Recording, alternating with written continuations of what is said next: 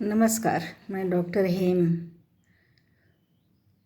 मिट्टी की चर्चा हम कर रहे थे। मिट्टी कैसे बनती है, इतना समय लगता है, हज़ारों बरस लगते हैं।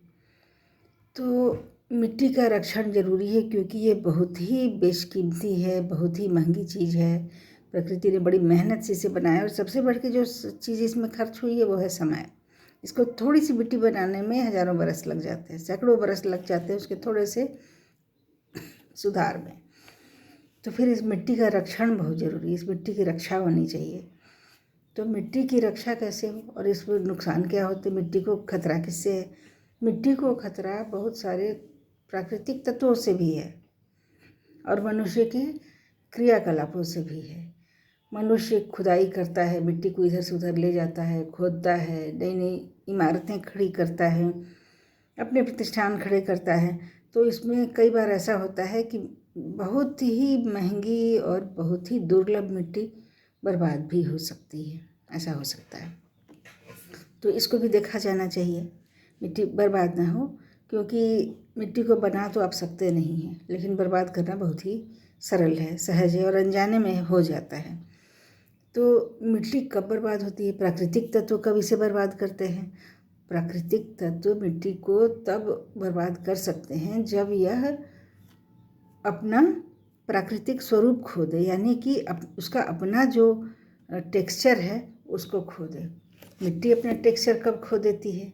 मिट्टी का अपना कणों में जो मॉलिक्यूल्स है उनका अपना आकर्षण होता है। मिट्टी के कणों का गूंथापन, मिट्टी कितनी गूंथी हुई है, ये उसका प्राकृतिक स्वरूप है, ये उसका टेक्सचर है।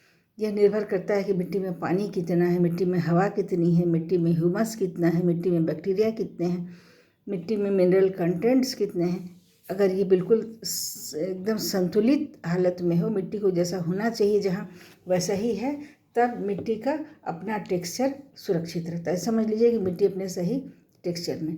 लेकिन अगर पानी ज़रूरत से ज़्यादा सूख गया या उसमें केमिकल ऐड हो गए या उसमें रासायनिक खाद बहुत ज़्यादा पड़ गई, तो ये टेक्सचर जो है, कणों का जो गूंथापन है, एक दूसरे के प्रति जो आकर्षण है, कोहेजन है और एधेसन है, दोनों ही बिगड़ जाते हैं। तो इनके बिगड़ने के कारण मिट्टी का स्वरूप बिगड़ भी सकता है। मिट्टी का कणों में अगर आकर्षण कम हो गया तो मिट्टी कम गूंथी हुई होगी, कम उसमें स्ट्रेंथ होगी, उसे आसानी से तोड़ा जा सकेगा, हवा उसे आसानी से उड़ा ले जा सकेगी। एक आंधी भी कहाँ की मिट्टी को उड़ा करके कहाँ पहुँचा देती है। अगर मिट्टी खुली है कि नहीं, धरातल खुला हुआ है, अगर धरातल से वेजिटेशन है या वनस्पतियां हैं वहाँ हटा दी गई हैं, तब मिट्टी के कण उड़ने की टेंडेंसी उनमें हो जाती है। अगर वे खुले, कल तक वो घास थी, किसी ज़मीन पर घास ही घास थी, अगर हमने घास हटा दिया और मिट्टी को यहीं खुला छोड़ दिया, तब जो धरातल पर, जो सतह पर जो मिट्टी है उसके, क्योंकि घास एक प्रोटेक्टिव कवर है, एक सुरक्षा कवच है मिट्टी का, हमने उसको हटा दिया और ऐसे ही छोड़ दिया, तो फिर उस पर धूप क्रियाकलाप ज़्यादा होगा पहले के मुताबिक, क्योंकि घास जो सुरक्षा दे रही थी वो तो अब नहीं दे रही है, तो धूप का भी प्रभाव ज़्यादा होगा। उस पर हवा में अगर प्रदूषण है तो उसका प्रभाव ज़्यादा होगा, तो मिट्टी में रासायनिक परिवर्तन भी आएंगे, तो फिर वो मिट्टी बिल्कुल सूख जाएगी, उस पर नमी कम हो जाएगी क्योंकि हमने उसको खुला छोड़ दिया है।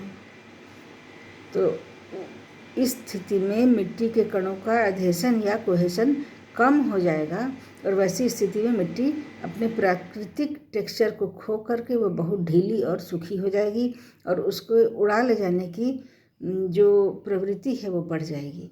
हवा उसे आसानी से उड़ा ले जा सकेगी। अगर पानी बहा, अगर वर्षा का ही पानी बहता है तो ये पानी मिट्टी को कहीं से कहीं बहा के ले जा सकता है। हम इसको देख भी सकते हैं, बरसातों में अक्सर मटमैला पानी बहता रहता है। ये मटमैला पानी क्या है? एक जगह की मिट्टी बह के दूसरी जगह जा रही है। अगर कहीं से मिट्टी बह करके खेतों में आ रही है, बढ़िया मिट्टी आ रही है, तब तो अच्छी बात है, बड़ी अच्छी बात है, हमारी खेती को इससे लाभ होगा। लेकिन अगर खेतों की मिट्टी बह के कहीं जा रही है या बगीचे की मिट्टी बह करके जा रही है, कहीं और वैसी जगह जा रही है, नालियों में जा रही है या नदी के पेंदे में जाके जमा हो रही है, तब तो ये बर्बाद है, तब तो नदी का भी नुकसान है। फिर वैसे नदी में भी फिर बाढ़ें ज़्यादा आएंगी, क्योंकि नीचे मिट्टी बैठ रही है तो फिर पानी ऊपर उठेगा और फिर बाढ़ की प्रवृत्ति होगी। तो ये मिट्टी का टेक्सचर बहुत ही इम्पॉर्टेंट चीज़ है, बहुत ही महत्वपूर्ण चीज़ है। इस ओर बहुधा हम ध्यान नहीं दे पाते। मिट्टी का जो प्राकृतिक स्वरूप है, उसका कसापन है, उसका गोथापन है, उसका नुकसान नहीं होना चाहिए। उसको बरकरार रखने की, उसको एकदम संजोए रखने की प्रवृत्ति होनी चाहिए। ये मिट्टी इतनी महंगी वस्तु है, इतनी प्रेशियस चीज़ है कि हमें इसे बहुत ही संभाल कर रखना होगा।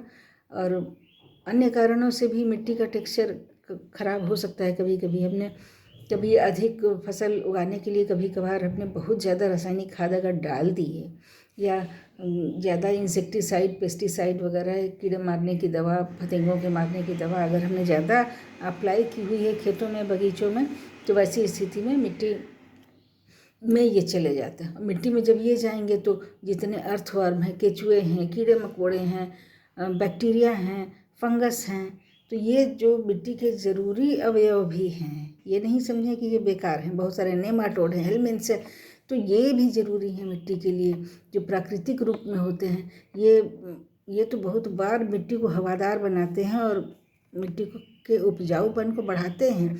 तो जब हम ज़्यादा इंसेक्टिसाइड, पेस्टिसाइड डालेंगे या फिर हम ज़्यादा रासायनिक खाद डालेंगे, तो ये अवयव जो हैं, ये जैविक अवयव जो हैं, जो बायोलॉजिकल इन्ग्रेडिएंट्स हैं, ये कम हो जाते हैं या मर जाते हैं। इनके मर जाने से जो इनमें बायोलॉजिकल एक्शन होता था, केचुओं के चलते होता था, कीड़े मकोड़ों के चलते होता था, बहुत सारे लार्वा प्यूपा के चलते होता है, बहुत सारे बैक्टीरियल एक्शन होते हैं, बहुत सारे फंगल एक्शन होते हैं, फंगस होते हैं, जो कि मिट्टी के लिए ज़रूरी हैं।